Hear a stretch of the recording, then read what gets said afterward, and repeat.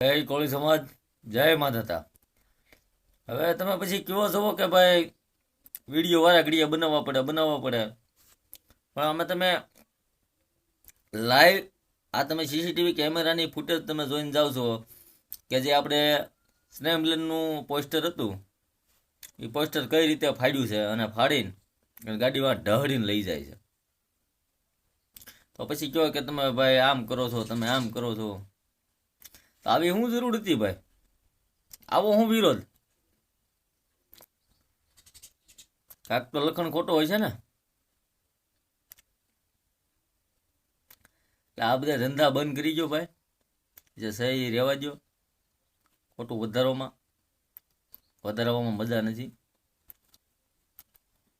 હળી કરવાનું બંધ કરી દો.